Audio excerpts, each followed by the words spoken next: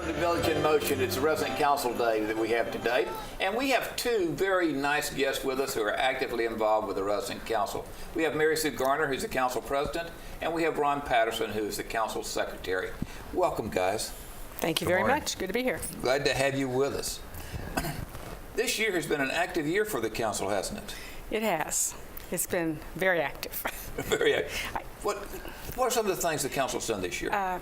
Well, you know what? I was sitting down last night and trying to think about what happened. And this year in January, we had a show to talk about what's going to happen in the future. Right. And my big goal was to have an uneventful year. I remember calm, that. Peaceful. And it just went downhill from there. It's been very active and lively. And one of the first things that happened was we had the blizzard. Yes. Oh, that's right. You know, we had the blizzard and kept all of us in for a long time. But it turned out to be a really wonderful experience for all of us because we have so many employees who stayed with us, took care of us. We had so many residents who volunteered to help serve meals and do whatever needed to be done. It really was a great experience rather than a bad one. Right. But it was disruptive in the way that it happened. Mm-hmm. But you know, those men who went out and plowed the roads every day and the sidewalks, just you know, freezing cold. Snow. Let's hope that's just a one-time thing. We hope so. We hope so. But we know that we are prepared if it happens again. Right. You know, the residents are ready to go back because they had such great experiences. We had so many people that said, "I wish I could have helped." Mm-hmm. And so we know we've got a lot of people. Yeah. Because if I remember correctly, some people helped serve meals. In all three, in all of the dining rooms, we had residents serving. Yeah. Because the volunteer employees who were cooking had to do the cooking. Right. So it was a good experience, even though it was a disaster. Right. But the council was actively involved. Council was actively involved. Helping get the volunteers volunteering. Mm-hmm. I mean, I think almost all of the council members were out serving food, and you know, there were people who had pets who had.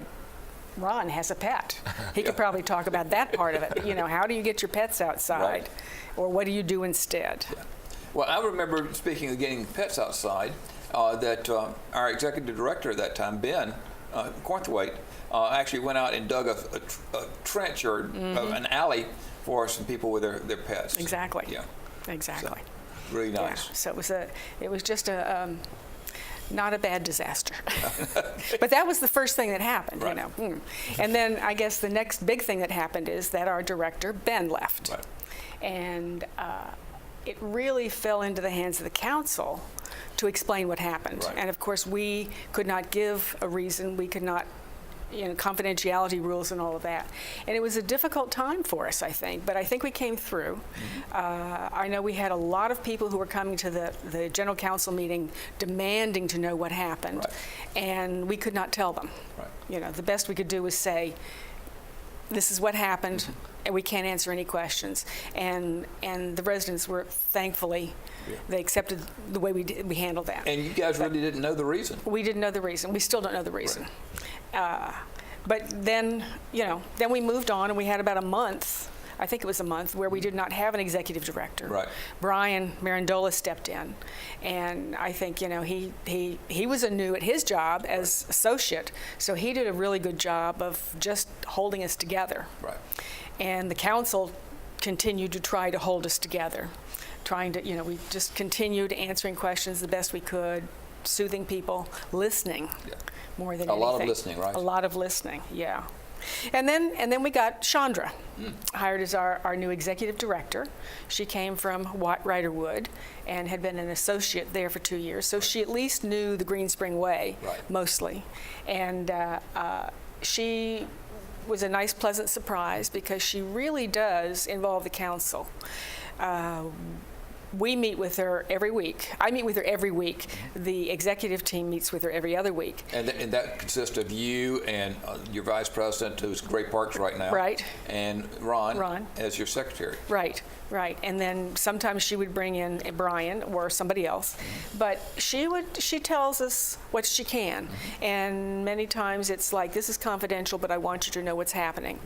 And so we're pretty much informed of what's happening.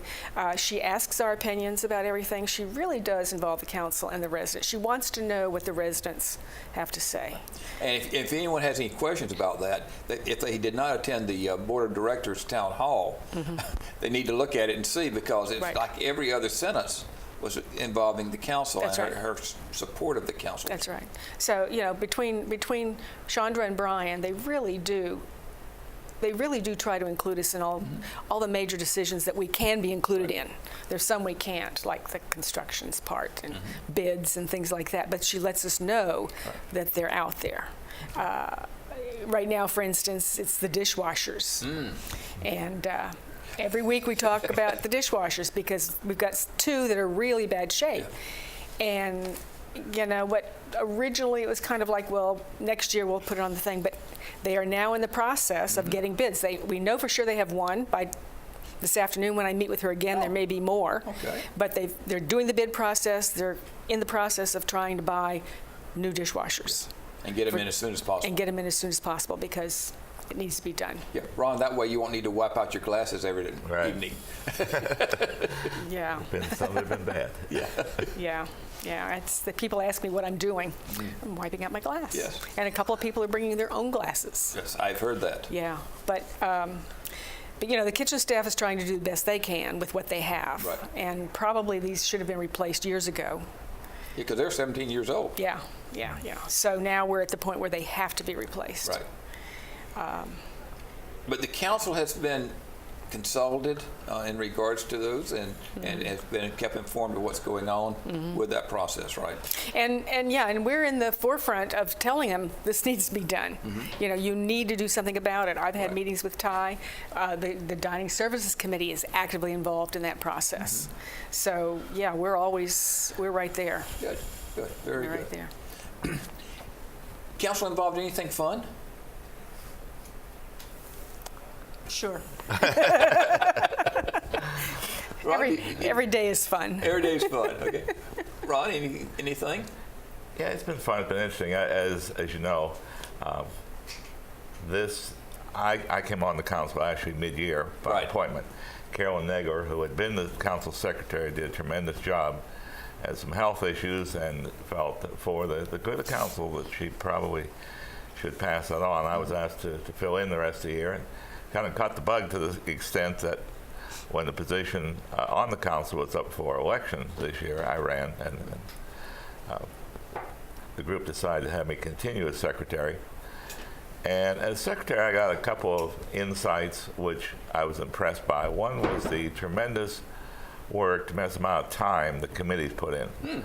The roughly just over 100 people serving on the committees really do a whole lot of work. They really do. And matter of fact, I brought along a prop with me. This is the minutes from council and the committees up through November of this year. Wow. A lot of trees gave their all for this. They did. And by the end of next week, that book will be completed for the year, along with goals that all the committees had for this year, what they have for goals for next year, and also these books, a copy of these books, 3 of them around, all 3 libraries. Oh, okay. As well as the books for the 2 previous years, Right. 2014, 2015, 2016 book. At that point, to save some shelf space, we'll pull the 2014 book and put in archives if you're really interested. But seriously, I often suggest to people considering being on committees that they might want to go and see what that committee does, because sometimes you think that a certain job is a committee function, Right. and it turns out it's shared. It's not. So the first thing was getting to know more intimately people on committees and understanding how hard they work And the other, as Mary Sue has related, sitting down with Chandra, sitting down with Brian, sitting down with Lynn, and working out things, finding out that maybe some idea is not the sliced bread idea we thought it was. And it's interesting, those two groups of people, the administrative staff, but particularly the people on these committees. They work hard. They really do, and they enjoy it. It's you talk about fun. It's an enjoyable function. I have always heard different committee members express the fact that they really have enjoyed being on a committee, and they want to stay on the same committee, or they want to go to another committee to get additional experience just because they've learned so much by being on a committee. In fact, last night I got asked about what are the sizes of the committees, and what they range from 7 people on a committee to 25 people on a committee? Yeah, is that about right? The smaller committees, finance and communications, 6 or 7 people. And then the larger committees, dining services and general services, Right. everybody wants to be on those committees. And they have a lot of work to do, so we put as many on there as we can, 20 to 25. I think they're both about 25 right now. Yeah. And usually somebody drops out. We always have room to add somebody in. I think mid-year, if we need some more people, we're certainly going to recruit more people. Okay. New people are always coming in and saying, "Well, how do I get on a committee? I didn't know how to do that, or I wasn't here, or something like Well, that." let's pursue that for a second. I mean, how does someone go about getting on a committee now? I mean, the selection process is over with from your call for committee members in November. But now, how does someone get on a committee for this coming year? Talk to the members of the resident council, call me, Okay, so call Mary Sue. and I basically will say, okay, we can put you on this committee, or, this is not a good time, or whatever, but we can talk about it and maybe Okay. suggest they go on another committee where we need more people. Okay. Another smaller committee is ancillary health. And we started that one last year, and we're building up Okay. and trying to get some good, solid people who have an idea of what it's all about. Okay. And there are 8 committees, 8 committees, and they cover each department within Green Spring, right? pretty much, yes. Okay. The larger committees also are broken into subcommittees. I mean, if you have particular interest in the bus service or in doors that aren't working, that Right. sort of, there are subcommittees as part of the larger general service committee that you can actually zero in on an interest. And so you can really devote time to that particular project on that issue. And those subcommittees have, what, 2 or 3 people on them? I think it depends on the committee and what the task is. Okay. I think their transportation committee on general services is probably 5 or 6 people. I'm not sure, but Yeah, I would guess. And they meet regularly with the transportation Derek? manager, Derek, and they've been working on the GPS that we hope to get right away, any day now. But Soon, right? we've gotten that approved. I mean, it's one of our budget things, and Yes. it's been approved, and so we're just waiting for it to be everything installed and taken care of. They have an environmental committee. They have, I'm drawing a blank on the subcommittees. Technology, which deals with the telephones and the televisions and Right. those kinds of things. Going back to transportation, they could really use people on that subcommittee that actually ride the buses and ride the taxis, Right. because they're the ones that know what's actually happening. And not just someone that has hearsay. Right. For instance, the other day I was leaving here, and a shopping bus had just arrived, and a lady who had gotten off said, "That bus driver is wonderful. He has That's just really been nice. moving, walkers and things like that, and helping us, and he's done an outstanding job." And so I made sure I went over and told him that. And he was in the process of helping a woman come down with her walker and her bags and everything else. And then I had a phone call later of somebody who was on the bus who said, yes, he did a wonderful job, but there were too many walkers on that bus. Okay. And he was doing an outstanding job dealing with them, but they were having to put walkers in the back of the bus and the front of the bus, wherever they could fit, and there were just too many people with walkers. Is there, just in regards to that, is there a policy in regards to how many walkers can be on a bus, or, I don't know, but there should be some Okay. kind of a limit, because it depends on how many people you have and where you put them. Okay. And if sometimes they were taking up seats to put the walkers in. Right. So they probably need to work on some kind of guidelines in that. I know they have to sign up to go on the trip. Right. They need to say that they have a walker, and there probably needs to be a limit for the number of walkers that go on a particular trip. So if they can't go at 1 o'clock, they can go at 2 o'clock or something Right. like that. Because I know that one of the past execs that we've had was very concerned about how many walkers were on Yeah. it, where the walkers were going on the Right. on the buses, and I thought they came up with a policy at that point, but I do not. And I don't know because I don't ride the bus. That's why we Right. need people who do ride the buses You and I need to one. monitor it. Yeah, and maybe next year, but not this year. Yeah, Ron, you ride the bus sometimes, right? Sometimes, if we walk out, have a meal, walk out, and one's there, I'll get on it. Okay. You spend a lot of time on buses Yeah. professionally, and I like to ride buses, so Good. don't make it part of our planning, but if one is there, I'll get on and ride. And so you would recommend it to everybody? Oh, yeah. Okay. Yeah. All right. We're talking about some different things the council has done. What really stands out as probably the most significant thing the council did this year? Is there one thing that really stands out? Well, I think when Ben left and we had to deal with that, that was the most difficult Okay. thing we did. But I think every month, every week, we're dealing with something. Going back to General Services Parking Committee and parking and all the things we had this year with that. We spend a lot of time listening to people, Right. trying to calm them down, trying to say that, this too will pass. But we start off by, General Services started off by paving the lots, first of all. Right. And that was disruptive, but only for 2 or 3 days. Right. But people had to park everywhere except in their space. But they did several lots.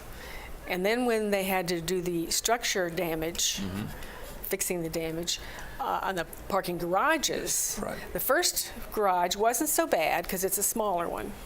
And, people were displaced with parking. But when they got to the second one, which was much larger, we all know what we went through. Everybody had Yes. problems. Yes. And we just had to keep saying, it will pass. We've got to let them fix it. It hasn't been fixed for years. Right. And if we don't get it fixed, once it was finished a month early, Right. we're pleased Thank to say. goodness. Thank goodness. Once it was finished and people were able to move into their parking spaces, I have not heard one word Right. about parking anymore.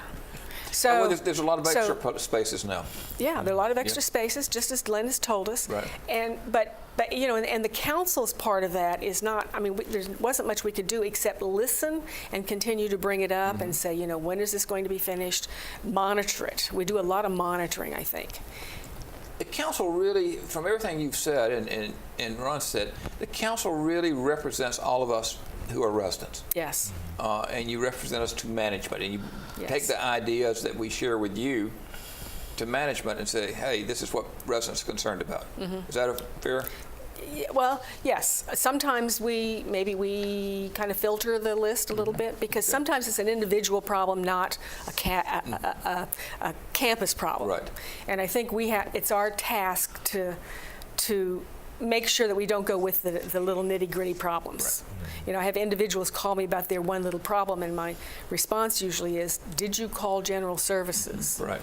Did you call that department? Did you Yeah. call? As you say that, one of the things that I've noticed this year especially is there are a lot of people who have no idea where to start, where to go initially. They've got an issue, but they don't know where to dispose of that issue or make Right. anybody aware. What would you suggest? They need to, look in the telephone directory and see what departments there are and see which department you might call. Okay. For instance, most of the mechanical kinds of problems, the drippy faucet, the whatever, call General Services. Parking, call General Services. If it's Now not, we if have it's the not new food, windows. then it's General Services, right? If it's not food, it's General Services. But call them. If in the dining rooms, if you have problems, write those comment cards. They do read them. Yes. You know that. Oh, I know yes. that. Oh, yes. You were chair of that committee for 1 year? 1 2? year. 1 year. I was chair of the committee for 2 years. I read every card Yes. every month. And a lot of the same concerns and complaints, and we were able to take those to the dining room managers and change some things. And more often than not, they had already read the cards and made the changes. But if you don't tell anybody, nothing's going to happen. And so you have to tell the right person. I read the comments on Grix. Many times there are just lots of complaints. They don't seem to go to the right person. Right. So you've got to find the right person to go to. Yeah. And sometimes that's not easy. And so, It's not easy. And So you know, call a council member and they'll help you through that process. We can see what we can do for you. so bottom line, if you don't know, call the council. Or call the front desk. Okay. And we really have to praise the front desk people because Yes. they do put up with a lot. Yes. And they seem to know almost all the answers. And if not, they will refer you to somebody. And maybe it's people at your supper table won't have Right. the answers. Right. But that's the only place you discuss it. Right. Yeah, Right. and that's unfortunate. Yes. I mean, it really Yeah. is, because there's a lot of issues that are raised at the dinner table. They just stay within that little group, or that Right. group then starts complaining to other people about, did you know? And nobody takes it to Nobody takes it to the next anywhere step. that can be fixed. Yeah. In regards to it. Yeah, if you have a meal and you ordered a steak and it's nothing but gristle, call the manager right then and there. Yes. Don't suffer through it and then complain that it was such a bad meal. Call the manager, send it back, get another one. Yeah. That's what they want you to do. And you can't say, oh, I don't want to bother anybody. Yes, you do. Yes. Yeah. Yes, you do. Yeah. Yeah, I mean, it's truly a situation. Squeaky wheel gets the grease. Right, And if you don't squeak, so people know it, Right. nothing gets fixed. right. Speaking, I've got to say, interject here. Speaking of the steaks of the petite filet, everybody I think knows that they got very, very small, and they were getting smaller and smaller and smaller. My wife and I had filet last night at Woodland Skies, and they're back up to the size they should be. Oh, good. So just thought I'd share that with everybody this morning. That to me was a big Glad to hear Christmas that. present. Now I know Good. what to order tonight. If you go to the right dining room. Well, I'm assuming that all the dining rooms are doing the same thing, because now they're Yeah. cutting their own Yeah. steaks. Yeah. Well, I guess my comment was, my comment deals with Jefferson in that if they have some kind of a station, an action station, then you Right. can't get the filet. And I disagree with some of the stations they have. So we've got to work on that problem. I'm working on it, everybody. Okay. And Ty's the one to go to if they Ty's- have a yes. concern in regards to what's going on. Yes, in he Ty. sees me coming and he knows something's up. Yeah. Let me jump in about Sure. communications, and I think we've done a pretty good job of trying to use the communications parts that we have in this community. Our communications committee this year helped edit the handbook. It took more than 10 months. Yes. And we worked, it was a weekly question that I asked when is the handbook coming out? But they spent a lot of time editing that and helping with that. So that finally came out. We now have what is called the Green Spring Flash that comes out Right. every 2 weeks to give us just quick bits of information that we might need to know. Right. And that again was from the Communications Committee. So this year they found their little niche Yes. and are working on it. The Staff Appreciation Fund, Resident Life worked really hard on collecting, getting people to give money. And as a result, over $330,000, Yeah, anyway, $330,000, Right. 50,000 more than they were asking for. Right.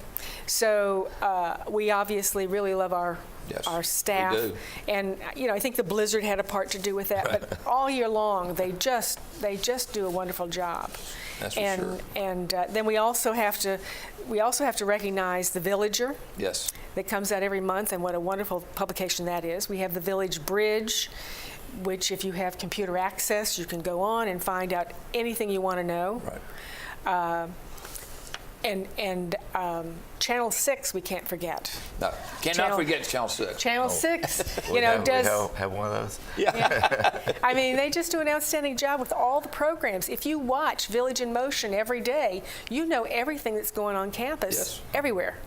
And so they just do an outstanding job, and they're everywhere. You go to a party, they're there. Yeah, they're always taping or preparing a Yeah. show Yeah. in regards to it. And as you Yeah. said, if people watch Village in Motion every day, you get all the information that's going on. You get it Yeah. fresh. Yeah, and then the other two would be the coffee with the executive team, and then the general council meeting. Right. Both of those, the attendance has increased Yes. over the year. I mean, we just have really good crowds now. Yes. And people are learning a lot of information there. At our meeting, all of our liaisons to the committees give a report about what the committee is doing. And we just get that information out. Right. And it's really nice to have all that information disseminated to everybody. Yes. In regards. And Ron, are you working with the Communication Committee as Secretary of the Council? I mean, Not directly, although I was on that committee last year in its first year, so I have some idea what they tried to do to get that moving and what direction it took and so forth. But, you know, overall, I think the resident council is necessary, has to exist, and to continue to exist, it has to be moving things ahead. And that's the main job. A lot of times, we'd like to see things done quicker. There's a perception at our age and those that actually make the decisions a little bit different. I've mentioned that. But an organization either goes backwards or goes forward. It can't stand still or die. And sometimes we don't move forward nearly as fast as we like, but progress is being made. And the council, certain things, you mentioned the GPS. Gee whiz, we'd like to see that.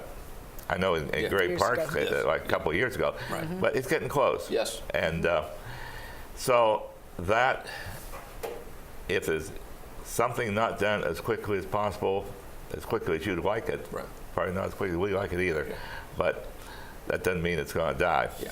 And it seems like, I mean, I've been here a little over 8.5 years now, and it seems like it does take a long time to get things going. But if you do not introduce it, you never get to the end point. Well, and yes. I was going to say Windows. New Windows are a good example of that. We started 3-4 years ago. Putting that in our budget, saying we really want new windows, we need them. And now I have new windows. You know, it happened to start in my building first, but the new windows are now here. Little glitches about the doors for the patios and the balconies, but it's coming. And the new doors, in CB1 started off with a big problem. The holes were too big, but now they're installing the doors in Grove Terrace. Yes, and they look very nice. They really do. They really do. But I think it's so important to recognize what has been accomplished. And it sounds like you guys have really done a tremendous job this year in regards to so many things that affect all of us. We had a really good council. The members of the council all worked hard. Just, you know, and the volunteers on our committees. I really want to thank all of those who were on the committees this year. And I want to thank all the ones who signed up again for next year. We just couldn't do it without them. And I'm going to throw another plug in here. If you want to be on a committee, let Mary Sue know. Let somebody on the council know that you'd like to be on a committee. And it's not too late to do that. You can do it all through the year. So, you know, do it in regards to it. And I thank the two of you for coming today. Keep up the good work. And both of you are going to be continuing your positions for another year. So we look forward to that. Yes, and Peggy Patterson will be the new vice president. No. I'm sorry. Too many Peggy's. I'm sorry, too many Peggy's. We have 2 Peggy's and 2 Bettys. Peggy Kellers will be the new vice president. And she's looking forward to working on that job. Good, very good. And all 3 of you will be on the show in January. Yes. On Village in Motion. So we look forward to that. But today is 3 more shopping days till Christmas. Get out and get what's left of what you need and enjoy yourselves. And again, thank both of you and thank the council for all the great work, in regards to it. You're welcome. Thank you.